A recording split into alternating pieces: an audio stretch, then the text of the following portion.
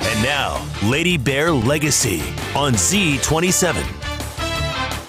Welcome to the Lady Bear Legacy Coaches Show. From Christmas to New Year's to back-to-back quarantines, it's been a while since we had our first episode back in mid-December, but after a month off, we're back with Missouri State head coach Amako Gugu-Hamilton. I'm your host, Matt Vereen. And Coach, let's start with the obvious. From winter break to the COVID situations, you've had nearly a whole month without a game before this past weekend. Just what was that process like for y'all? Oh, man, it was frustrating. I was just proud of our team and our resilience and just staying positive, staying together. It's just kind of like you don't know what tomorrow's going to bring, so we didn't want to take anything for granted. So every second we got to get on the court and be together or even just be around each other, we just took advantage of that. Now you're out of it. Did you learn anything from the experience? I know there were already serious health and safety systems in place, and there's only so much to be done in fighting the virus, but I also imagine that you don't fully understand the ramifications of a mid-season quarantine until you actually have to go through it. Yeah, I mean, it was difficult, and as a head coach and leader of our program, I just want to try and keep everybody as healthy and safe as possible. So when certain things are out of your control, it's hard to kind of get a grasp on that. But at the same time, I just wanted to make sure everybody stayed positive, stay together, stay healthy, and also we're able to get better. We had small groups that were going at times. Sometimes it was just individual workouts, but I just wanted to make sure that we were improving as individuals, as a team, even though we weren't all together. And then staying connected. It's been a tough time. There's a lot going on in the country. And, I just want to make sure that our players are okay. Their physical and mental health are very important to me. And I imagine a smaller part of that, but still existed. Before the quarantine, you were coming off a loss to South Dakota State, and you told me at that time it was one that was going to sit on your mind over winter break until you got a chance to take the court again and work past it. Little did we know that was going to be a much longer wait than we thought, and I'm betting you and the whole team were pretty anxious to play again and get back to winning. Yeah, I mean, when you lose, you just want to play again, get that taste out your mouth. And it took us about a month to be able to get that opportunity. But we were just excited when we were able to get back on the court and play and, just perform for our family and friends and our fans. And, it was a learning experience, but at the same time, there's so many things that are bigger than basketball that's going on in the country. So we just tried to, stay focused, stay positive, and just be grateful for the blessings bestowed. And you finally got your chance to get back on the court this past week in a delayed Valley opener. Back-to-back games in Northern Iowa. Let's jump straight into the highlights from Game 1. First conference game up in Cedar Falls, Iowa. And, Coach, if there was any worry that you guys would be sluggish to start, you dispelled it pretty quickly. Here, the steal on one end, Bryce Caleb jumper on the other for a 6-2 lead. Yeah, I was excited how we started the game. We started with a lot of aggression. I think we let all our frustration out in that first couple minutes. And just 30 seconds later, again in transition, again Caleb, this time for 3. Yeah, Bryce really stepped up. I mean, she deserves everything that's coming her way. She put the team on her back for sure. And the defense kept stepping up as well. That full court offense getting set up here. The inbound steal, you get the Sydney Wilson finish on the other side, makes it 13-4. I was happy to see, different people step up. Like you saw Maya pushing the ball right there to Wilson. I thought she had a great game as well. And for the first quarter icing on top, Maya Benhar, you just mentioned, makes the 3, makes it 20-7. Y'all shot 9 of 18. Panthers shot 1 of 16. Yeah, I mean, that's something that we've been working on, just shooting the ball better at a higher clip. And Maya's one of those people that's been in the gym and just extending her offensive game. Second quarter, foot stays on the gas. Ruffridge for 3, earning just her second career start in this game. And Abby Hipp getting in on it as well. And I honestly don't know how she got this one to drop, but it's 32-16. That was a crazy shot. But both of those kids really stepped up for us. I was happy to see them have some success. Second half, Uni woke up, but a new name helping seal it. Paige Rocca, the Iowa native, beating the buzzer. I love the bench energy on that one. That was a great shot for Paige, just in front of her hometown crowd, and I just love that moment. That helped seal it. Lady Bears win their Valley opener 70-51, an impressive showing after nearly a month off, and the numbers back that up. Let's go ahead and take a look at the Houlihan's game stats. And Coach, rebounds were close in this one, but just about everything else was strongly in your favor, especially shooting. You were 27-70. They were just 17-61 after that 1 for 16 first quarter. Yeah, I mean, the glaring stat to me was our three-point percentage and our free throw percentage. Those are two things that we worked on going into that game. But rebounding, that was tough because our goal that particular game was to get 45 rebounds, and actually you and I got 45, we got 44. But we made up for it the next game. I was going to say, we'll talk about that later. And your defense did far more than just make shooting hard. Panthers with 21 turnovers in this game.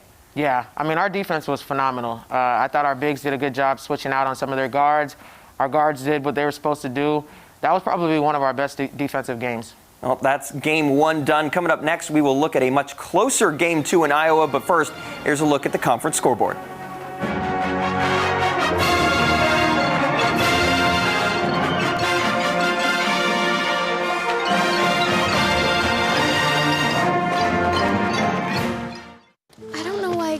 miss you. Ever since they left, my mind's been a little fried. I gotta do this on my own. So long, nacho fries. Whenever Taco Bell takes them off the menu, he can't escape the craving. The whole town was built on bold seasoning. Oh no, you don't consume me! I consume you!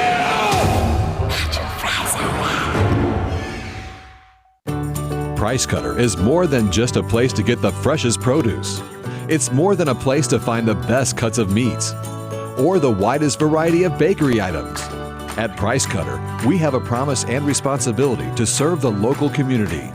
Over the years, we are fulfilling that promise by helping many of the local charities you love. When you shop at Price Cutter, you can be confident that you're helping to support the Ozarks. Price Cutter, local matters. Yeah, Grandma? Getting a word in edgewise with Grandma isn't always easy. Oh, yeah, your check. Depositing her birthday check from your phone, on the other hand, Of course I deposited the check. surprisingly easy. Yeah. It's in there. Yeah. Mobile check deposit with the Great Southern mobile app. Easy. Download the app today.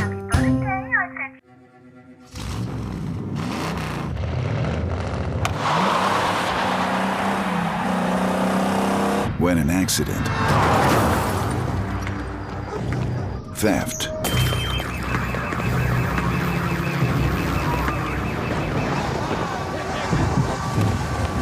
or severe weather knock you down, Shelter Insurance is there to help pick you up. We're your shield. We're your shelter. Welcome back. We started with the Lady Bears Valley opener after nearly a month off in quarantine, but there was no breathing room between that and a rematch with UNI the next day. And Coach, I imagine those are two very different challenges, going from keeping a team in shape and focused with weeks off to refocusing a team in just 24 hours. It is. You know, that back-to-back game is different. You and I had already had experience with that. We played back-to-back. Like, we started the season playing back-to-back, just not the same team. And I said before we went into that game, the team who loses the first game, which we were hoping would be UNI, of course, is always going to come out in the second game and have a little bit more fire to them, a little bit more aggression, a little bit more want to. So, you know, if you win that first game, it's very difficult to come out and win the second one. And you've seen that all through the league on the men's side and the women's side. So I just wanted to make sure we stayed competitive and that we had our energy at a high level and we just executed the game plan. Is there any time there to actually make adjustments from game one to game two, especially on the road? I imagine you guys are pretty closed off, probably in a hotel for the most part. I'm just curious how much work you're actually able to do in between those two games. Yeah, I mean, you know, obviously you go back, you watch film. You know, we watched film the next day, but then we also went to the gym and we had shoot around. Now, we didn't do a lot of running around and things that we would probably typically do in shoot around. We just more so made any kind of tweaks we needed to make to the game plan, got some shots up, just kind of got them moving a little bit to get them ready for the game. But you have a little bit of time, and I'm sure, actually after playing the second game, I know you and I made some adjustments and used their time that way. But, you know, when you win a game and you win it pretty convincingly, there's not many adjustments to be made. You just have to know, or I guess anticipate what their adjustments are going to be and kind of counter that. And this one was certainly a much closer game. Let's go ahead and jump into UNI Volume 2. Not much time for adjustments, as we said, but the Panthers showing some lessons learned early, protecting the ball more, knocking down shots for a 4-0 lead out of the gate. Yeah, they came out with a lot of fire, I thought, and they went on some pretty good runs during the game. Second quarter, you really settled in more, holding the Panthers just 6 points in that quarter, winning the rebound battle. Gartner here defends someone in, tough basket on the other for a 10-point lead. Rebounding was huge in this game, and that's all I kept preaching throughout the game. Up 32-18 at halftime. Second half was all about runs. Again, off the glass. This time it's Caleb with the board. Takes it herself, earns a big and one on the other side for an 11-point lead. When Bryce gets those and ones, it just fires us up, as you see the whole bench getting up there. Bunch of energy there. Panthers battle right back, though. A 9-0 run, riding Carly Rucker's three. They get within 3 points, 41-38. Yeah, they fought. You know, they had a good run there in the second half. And y'all responded in kind. Benhar's three, part of a 15-3 break. And, Coach, I see you fist pumping over there on the sideline. I just am so proud of Maya. You know, a lot of people play off of her, and she's really stepped up and is becoming an offensive threat. UNI showing resolve, though, comes right back at you. Carly Rucker three on a 14-2 run. Brings it all the way to a 2-point game with 20 seconds left. Yeah, it was close there at the end, but that's what you expect. We're on the road. It's a second back-to-back game. Defense pulls it off in the end. They get no closer than that 2 points as the defense holds. Lady Bears earn the road series sweep 64-60. Not easy beating a team twice, let alone at their place 2 straight days. Let's go ahead and take a look at the Houlihan's game stats from game 2. Shooting numbers switch from game 1 into the Panthers' favor game 2, especially in the 3-ball department, 13% to 31%. Yeah, I mean, I think a little bit of that was fatigue. You know, we haven't played in a month. You have to go play back-to-back games. They were in a little bit more rhythm. But I thought we pushed through fatigue really well. And then the shots weren't falling. Even layups weren't falling for us. So all I kept talking about was offensive rebounds. Go get the board. And we ended up with 51 total rebounds, but 23 offensive rebounds, which was huge. I just loved our fight in this game. Yeah, I mean, we talked about that back when we were talking about game 1. Just obviously that was a focus there. To see them make that adjustment and get that 51 rebound mark in game 2, I imagine you got to be pretty proud of that as a coach with just that 24-hour turnaround. Yeah, I'm so proud of them. I mean, we showed so much resilience, so much fight in that game. On the road, UNI is a great team. They've played some, really good teams in the non-conference. They upped their non-conference play. They beat South Dakota State. They beat Iowa. They almost beat Iowa State. They're a good team. And so for us to come off of a hiatus like that and get 2 road wins, I couldn't be even more proud. Great pair of wins. Coming up next, we'll take a look at our play and player of the week. But first, here's a look at the Missouri Valley standings.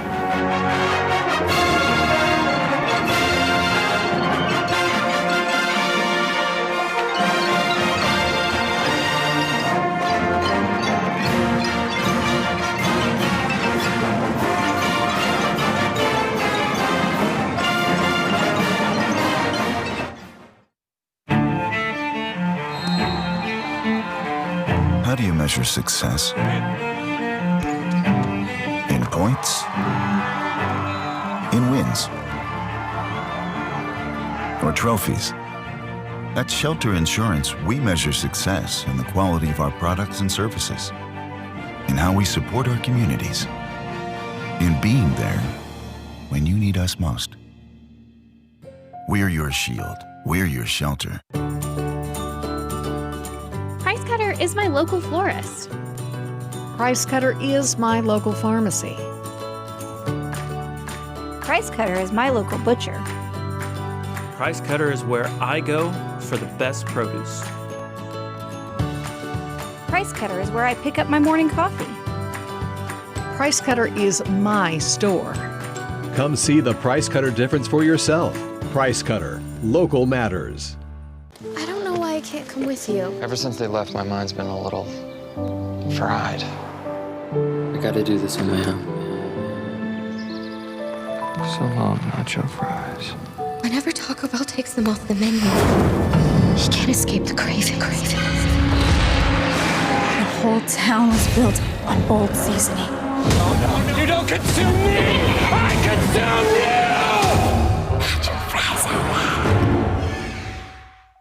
If some of your healthcare has been on hold lately, it's time to come back to Mercy. We'll help you come back safely by following strict standards for disinfecting, social distancing, and requiring masks for all patients, visitors, and coworkers. Find tips to help you stay safe at mercy.net/bearssafety. Visit mercy.net/bearssafety and plan to come back safely for the care you need. At Mercy, your life is our life's work. Welcome back to Lady Bears Legacy. It's time yet again for our weekly awards, looking at 2 big wins in Iowa. We'll start with the play of the week, and for that, we go back to the first Panthers game into the third quarter. The 5'9" freshman guard from Iowa City feeling right at home. Paige Rocca draining the 3 at the buzzer. On the feed from Abby Hipp, who drew in the defender to get her open. Coach, I can't imagine you and I thought 22 would be the one taking that shot, but she sure made the most of it. She did, and her coming in with that kind of confidence as a freshman with not a lot of game experience speaks volumes. This is a play that we've been working on. Her man doubled, and that's what's happening to a lot of our post players. They're getting doubled, and Paige actually called the double team. And she's a kind of more of a quiet player, but she talked, we found her, and she hit a big shot. So that was awesome.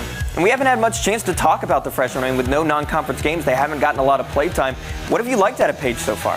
I mean, Paige is she's a very high IQ player. She's very savvy, can read the D pretty well.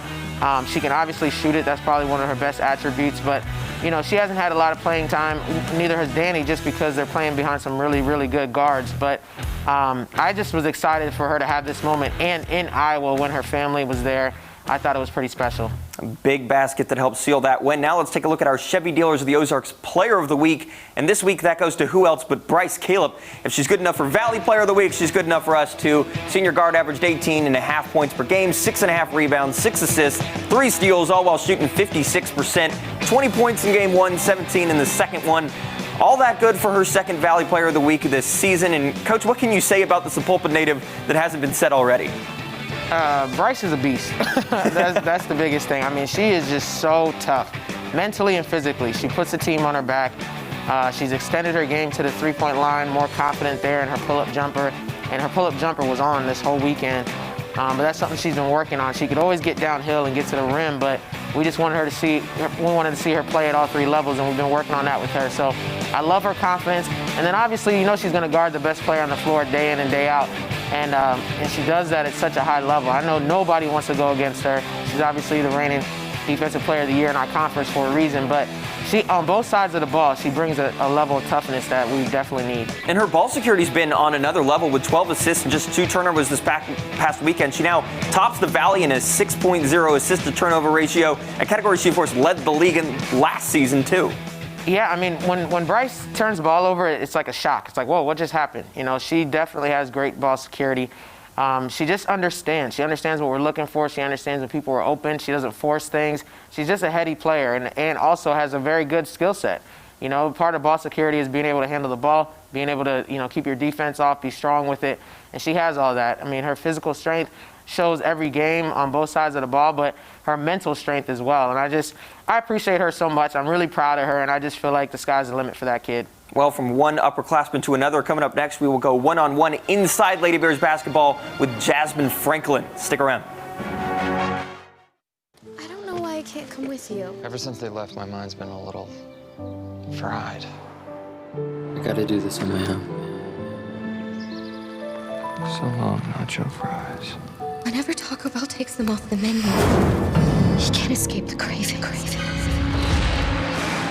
whole town was built on bold seasoning. You don't consume me! I consume you! Nacho fries.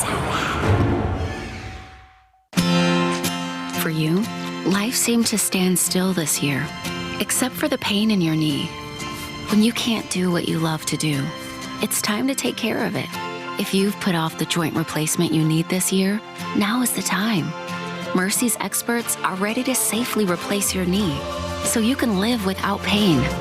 Get back to what you love, because life's too short to wait. To learn more, visit mercy.net/MSU new knee. Family first. My dad used to tell us that all the time. But family first wasn't just something he'd say to us. It was how he lived every day of his life. And it's how I try to live mine, too. At Shelter Insurance, our agents are dedicated to helping provide personalized auto, home, and life protection that puts your family first. We're your shield. We're your shelter. Price Cutter is my local florist. Price Cutter is my local pharmacy. Price Cutter is my local butcher. Price Cutter is where I go for the best produce. Price Cutter is where I pick up my morning coffee. Price Cutter is my store. Come see the Price Cutter difference for yourself. Price Cutter. Local matters. It's now time to go one-on-one inside Lady Bears basketball, where our own Dan Lindblad got a chance to speak with standout junior forward Jasmine Franklin. It's hard to find a player that has more passion on and off the court than Jasmine Franklin. I definitely try to keep my composure as much as I can, because if I get all amped up, then we all do. So I know I have that type of energy releaser on everyone.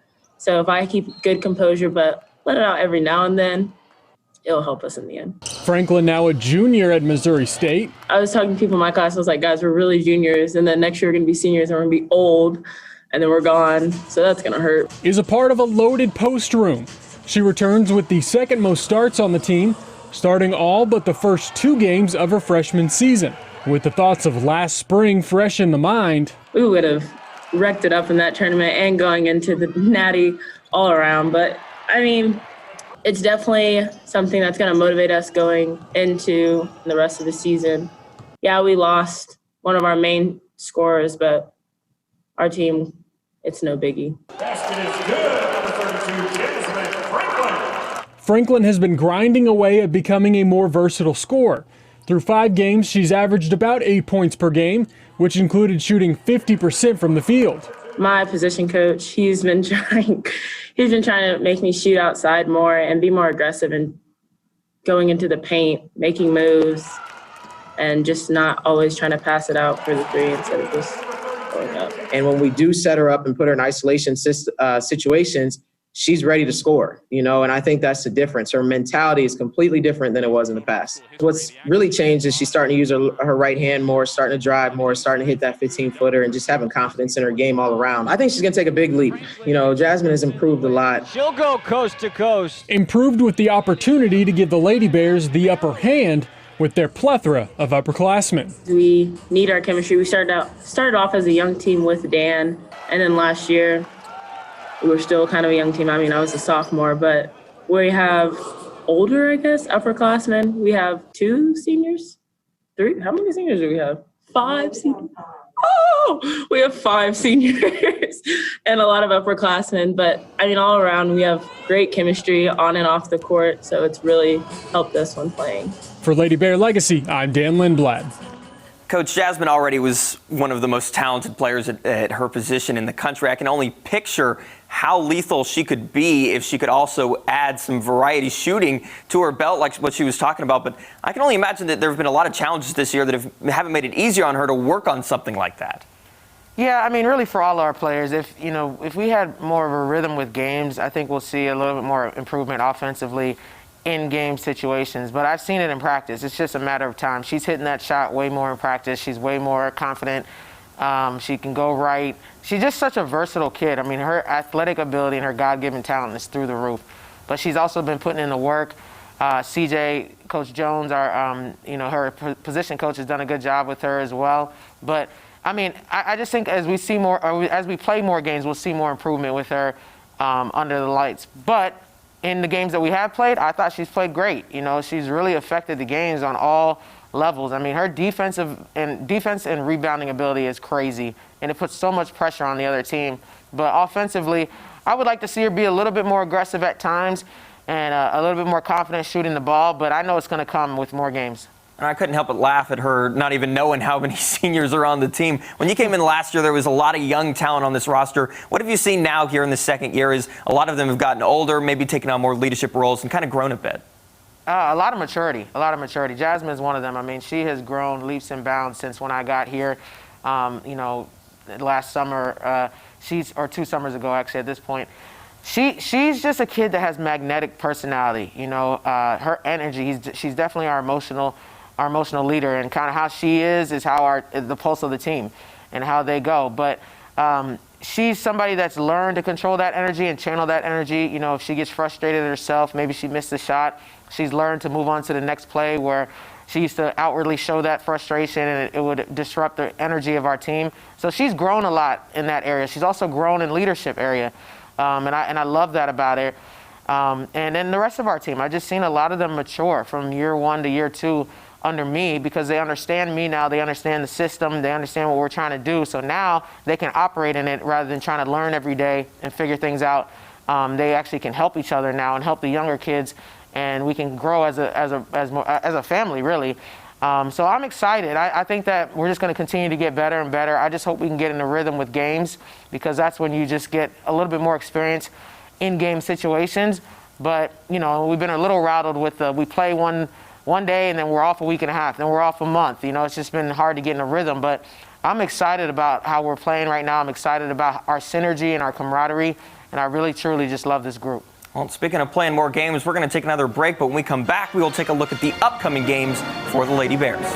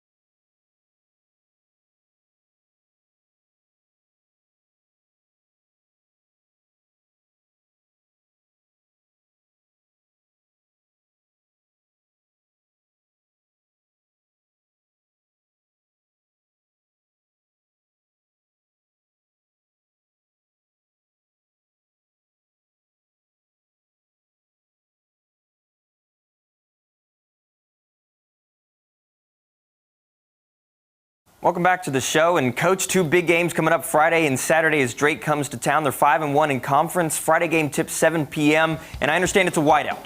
It is a whiteout, so please, fans, come out, show up and show out. You know this is a competitive game, a rivalry game. We're excited for it. Wear your white. Lady Bear fans, always a big part of those games against Drake especially. Thanks for joining us. We'll see you next week. We will see you at the Q.